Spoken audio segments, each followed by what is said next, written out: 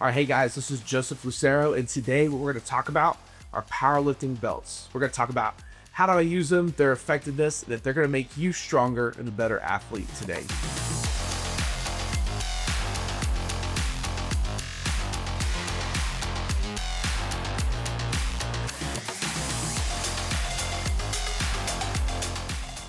So one of the first things is, what is a powerlifting belt? So as you can tell right here, a powerlifting belt is a highly durable piece of equipment used to build intra-abdominal pressure. So what that does right there is it helps keep your spine up, it keeps it tall, and it keeps you in an advantageous position to be a much more effective athlete. What's interesting too is the build of these powerlifting belts is so tough, they're so thick, that they should be able to help any athlete who is elite, advanced, and wants to make sure that their body is in the best position to be super successful. So one big question is, when should I use a powerlifting belt? Well, you should use a powerlifting belt for 3 occasions.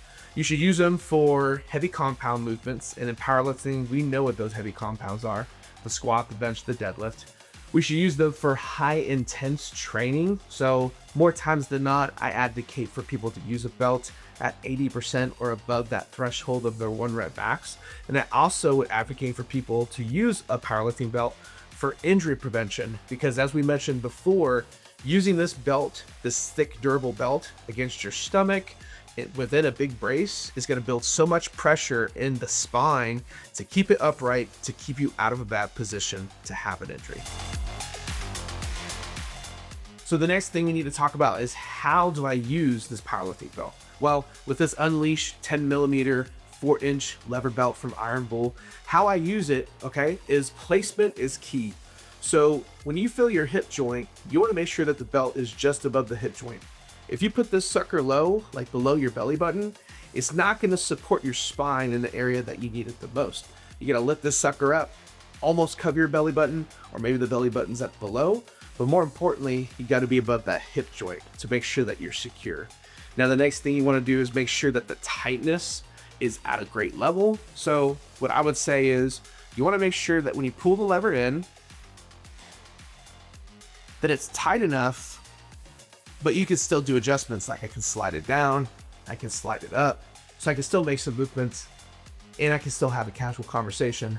Now, the third way to make sure this belt's being worked is you want to have a good brace. So I'm going to take this lever off for a second. When people lift, especially like on the squat, they'll shrug their shoulders up and then do their lifting. But the problem is this: when you shrug and you're not breathing through your stomach, you're not building a lot of pressure. So I put this belt on just above the hip bone. All right, I got a tightness to where I can still move it around. If I was to breathe through my shoulders, my core is going to stay in the same position it was before. But if you zoom in and look at this part and I breathe through my stomach, you're seeing all of my stomach push out as far as possible, and that builds that intra-abdominal pressure so that when I do perform my lift, my lumbar and thoracic region of my spine will stay upright so I can maintain good positioning and having a safer lift. So how do you know what belt to choose for yourself? Well, it's going to depend on a few things. Things like material, is it leather, synthetic? It's also going to depend on the thickness of the belt. Is it 10 millimeters, 13 millimeters?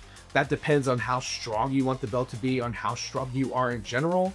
But another thing too is you want to consider the different types of buckling. So with this belt, the buckle is a lever. As you saw in the previous video, you even saw it right here, it slides. So when I set this thing up, I pull the lever, it gets my tightness the exact way every time, and then to pull it off, I just take off the clip. Now, prong belts are super helpful too, but one of the toughest and the most frustrating things about those is you gotta like maneuver it, pull the prongs in, and then you have to pull the belt out even tighter to get the prongs out. And that just makes it a very frustrating situation, especially after a heavy lift. So I definitely recommend these lever belts if possible. So I mentioned earlier, 10 millimeter or 13 millimeter belts. The thicker it is, so 13 millimeter, the stronger it's going to be. Okay, it's going to have a lot of power to push against you when you have that big brace. A 10 millimeter might be a little bit more flexible and a little bit easier to use, so there's a little bit more comfort with it. That might be better for like dynamic movement if you're strongman versus powerlifter, if you will. And then, like I mentioned before, you want to really embrace a heavy material, a leather branded belt, so that you know that it's going to last a long time. And this is a heavy investment that'll take you on many journeys of awesome strength and gains.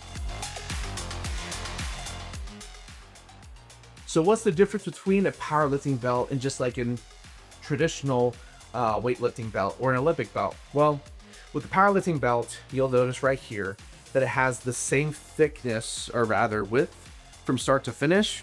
But with like another lifting belt you might see at a traditional store, if you will, or a sports store, there's a taper. So some belts, when you wear them, it gets thicker in the back and then it gets more narrow in the front.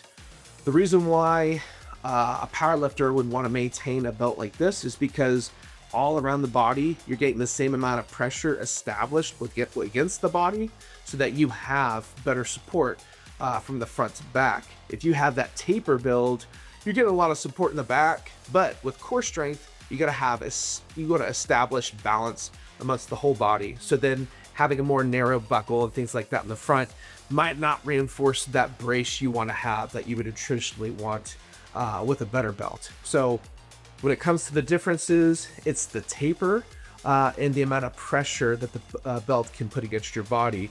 And with powerlifters doing heavy compounds in the squat, bench, and deadlift, lifting hundreds and hundreds of pounds, you want to have the best belt with the most established bracing to keep your body in a strong position to have a successful lift.